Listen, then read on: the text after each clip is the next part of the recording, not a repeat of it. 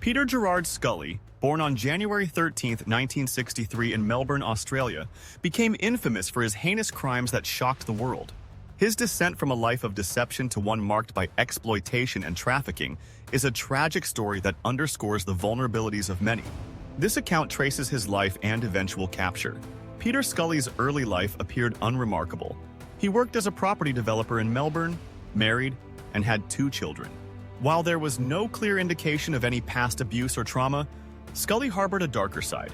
During the early 2000s, he became involved in real estate scams that defrauded investors, leaving a trail of financial devastation.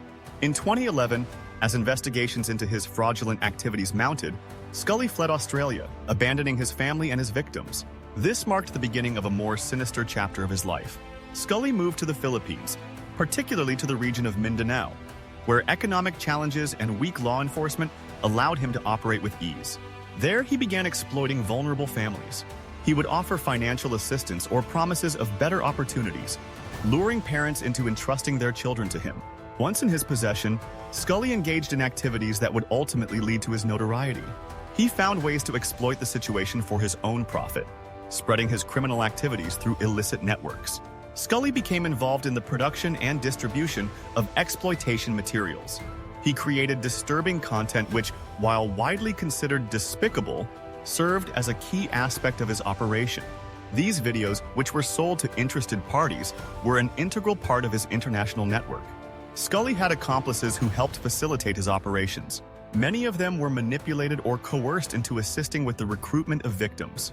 In 2015, after years of evading capture, Scully was arrested in Malaybalay City, Bukidnon, Philippines.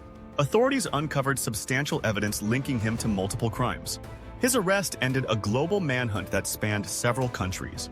While in custody, Scully was linked to a series of illicit activities that had caused widespread damage and exploitation. In 2018, Scully was convicted of several crimes, including human trafficking and exploitation. His trial revealed the full extent of his actions, which shocked the public. He was sentenced to life imprisonment, marking the end of his reign of exploitation. The Scully case has contributed to increased international efforts to combat child exploitation, particularly within vulnerable communities. It has highlighted the need for stronger laws, increased vigilance, and better international collaboration to prevent similar crimes. Governments around the world continue to strengthen their efforts to tackle networks that engage in illegal activities and work to ensure that similar crimes are prevented in the future. As of 2025, Scully remains incarcerated in the Philippines, serving a lengthy sentence for his crimes. Investigations into other involved parties continue, as law enforcement works to uncover more details about his extensive network.